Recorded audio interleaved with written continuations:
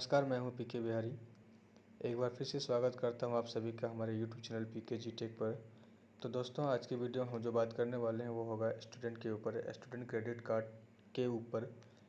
इस student credit card के अंतर्गत क्या क्या फैसिलिटी है, इसका क्या लक्ष्य बनाया गया है और अभी 2022 में इसका क्या नया नियम है, क्या नया लक्ष्य बनाया है, उनके ऊपर बात करते हैं। उसके बाद फिर बात करेंगे कि स्टूडेंट क्रेडिट कार्ड के लिए पात्र कौन कौन होते हैं और उसकी कौन कौन सी डॉक्यूमेंट होता है जो इनमें लगेंगे, वो सारी चीज़ों के ऊपर इसमें हम बात करने वाले हैं। तो वे हमारे साथ वीडियो पर अंत तक बने रहेंगे। तब तक अगर आप हमारे चैनल पे नए हैं तो हमारे चैनल को सब्सक्राइब कर लीजिए, साथ में बेल आइकन को दबा दीजिए। चलिए स्टार्ट करते हैं हमारे वीडियो को, इसको गौर से समझिएगा। अगर आपको किसी तरह का कोई सवाल हो तो हमें कमेंट करके ज़रूर बताइएगा। तो दोस्तों, चलिए हम स्टार्ट करते हैं। सबसे पहले हम आपको बताते हैं कि इसका जो लक्ष्य आवश्यकता के अनुसार लचीला होगा। जितने पात्र विद्यार्थी इस योजना के लाभ हेतु इच्छुक होंगे, उतने विद्यार्थियों को इसका लाभ दिया जाएगा। आगामी वित्तीय वर्ष 2018 से 19 में 50,000, वित्तीय वर्ष से लेकर 2019 से लेकर 20 में 75,000 एवं वित्तीय वर्ष 20 से 21 में 1 लाख अनुमानित विद्यार्थियों को इस योजना का लाभ उपलब्ध कराने का प्रारंभिक अनुमान है। ये 2021 का है, लेकिन अगर हम 22 की बात करें तो ये 1.25 लाख भी हो सकता है।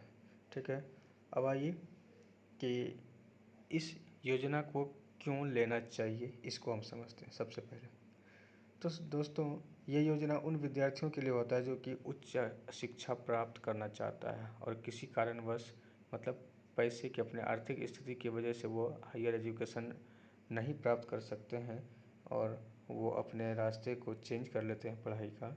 तो उस विद्यार्थी के लिए ये खास करके इस चीज़ को बनाया गया है, इस चीज़ को लॉन्च किया गया है। ये 2 अक्टूबर 2016 में इस चीज़ को लॉन्च किया गया। और आइए, इसका पात्रता कौन कौन है,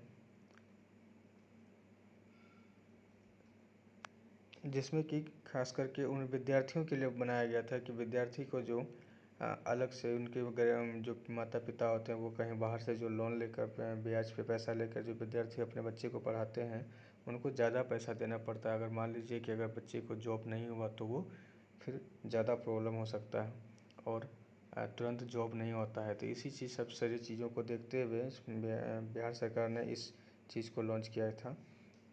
तो आइए जानते हैं कि इसका कौन कौन पात्र होते हैं। इस योजना के तहत बिहार सरकार के निवासी वैसे विद्यार्थी जिन्होंने बिहार राज्य एवं सीमावर्ती राज्यों से 12वीं कक्षा उत्तीर्ण की हो तथा उच्च शिक्षा प्राप्ति हेतु ऋण के लिए इच्छुक हो, उन्हें बिहार सरकार बिहार राज्य शिक्षा वित्त निगम के माध्यम से शिक्षा ऋण उपलब्ध कराया जाएगा। इसके लिए अनिवार्य है कि विद्यार्थी द्वारा बिहार एवं अन्य राज्य केंद्र सरकार के संबंधित नियामक एजेंसी द्वारा मान्यता प्राप्त शिक्षण स्थान में उच्च शिक्षा हेतु नामांकन गया हो या नामांकन के लिए चयनित किया गया हो। ठीक है, मतलब आप अच्छे पढ़ाई के लिए गए हुए हैं या फिर वहाँ के लिए चयनित हुए हैं तो तभी आप इस चीज़ को ले सकते हैं। यह ऋण उच्च शिक्षा के सामान्य पाठ्यक्रमों, विभिन्न व्यावसायिक एवं तकनीकी पाठ्यक्रमों के लिए दी जा सकेगी। पाठ्यक्रम की सूची संलग्न 3 में से अंकित है, जिसमें समय समय पर शिक्षा विभाग द्वारा आवश्यकता अनुसार संशोधन कर नए पाठ्यक्रमों को शामिल या फिर विलोपित किया जा सकेगा। इस योजना के अंतर्गत बिहार राज्य से मान्यता प्राप्त संस्थानों को 12वीं अथवा समतुल्य पॉलिटेक्निक पाठ्यक्रम के लिए 10वीं परीक्षा उत्तीर्ण विद्यार्थी तथा बिहार राज्य के सीमावर्ती जिलों के सीमावर्ती प्रखंडों के सीमावर्ती राज्य तथा यथा झारखंड, उत्तर प्रदेश एवं पंजाब नहीं है, पश्चिम बंगाल के विद्यालय या फिर बोर्ड से 10वीं 12वीं +2 पॉलिटेक्निक पाठ्यक्रम के लिए 10वीं उत्तीर्ण बिहार राज्य के मूल निवासी विद्यार्थियों को भी इस योजना का लाभ दिया जा सकेगा।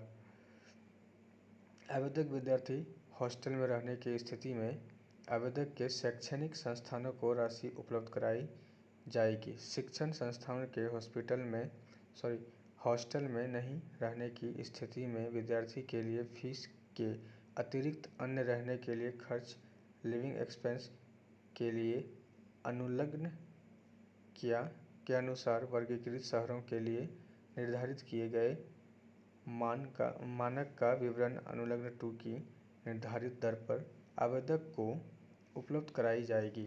महंगाई के आधार पर रहने एवं जीवन विज्ञापन के दर में आवश्यकतानुसार शिक्षा विभाग द्वारा वृद्धि की जा सकेगी। इस योजना का लाभ प्राप्त करने के लिए आवेदन करने की तिथि को आवेदक की आयु 25 वर्ष से अधिक नहीं होनी चाहिए। मतलब आप अगर विद्यार्थी हैं तो आप इस योजना के अंतर्गत आप आवेदन करते हैं तो आपकी उम्र 25 से कम होनी चाहिए, तभी आप इसको कर सकते हैं। स्नातक स्तर के वैसे निर्धारित पाठ्यक्रम जिनमें नामांकन हेतु न्यूनतम शैक्षणिक योग्यता स्नातक उत्तीर्ण है के लिए अधिकतम उम्र सीमा 30 वर्ष होगी। ठीक है, अगर आप वैसे स्नातक जो कि जिसका मतलब कि जो न्यूनतम शैक्षणिक जो योग्यता स्नातक होता है स्नातक के लिए, तो उसका उम्र 30 साल से ज़्यादा नहीं होना चाहिए। यदि आवेदक के पास एक स्तर की उपाधि परिलब्ध है तो उसी स्तर की उपाधि के लिए इस योजना अंतर्गत अच्छादन नहीं किया जाएगा। यह प्रावधान तकनीकी अथवा प्रबंधकीय पाठ्यक्रमों पर लागू नहीं होगा। उदाहरण स्वरूप, विज्ञान में स्नातक की उपाधि प्राप्त व्यक्ति को पुनः कला विज्ञान की किसी अन्य संकाय में अथवा वाणिज्य में स्नातक स्तर की शिक्षा हेतु इस योजना का लाभ नहीं दिया जा सकेगा, परंतु विज्ञान कला अथवा वाणिज्य में स्नातक योग्यताधारी आवेदक को MBA, MCA इत्यादि करने के लिए योजना अंतर्गत अच्छादन की पात्रता रहेगी। मतलब आप अच्छे मतलब सिंपल समझिए कि इसमें अगर आप छोटे मोटे अगर मतलब जो भी शिक्षा एक बार प्राप्त कर लिए हैं फिर से वही शिक्षा प्राप्त करना, वही एजुकेशन प्राप्त करना चाहते हैं तो उसके लिए आप प्राप्त नहीं होंगे। लेकिन हाँ, MBA करना चाहते हैं, MSc करना मतलब कि आप उससे हटके करना मतलब उच्च स्तर की शिक्षा करना चाहते हैं तो आपको ये दिया जाएगा।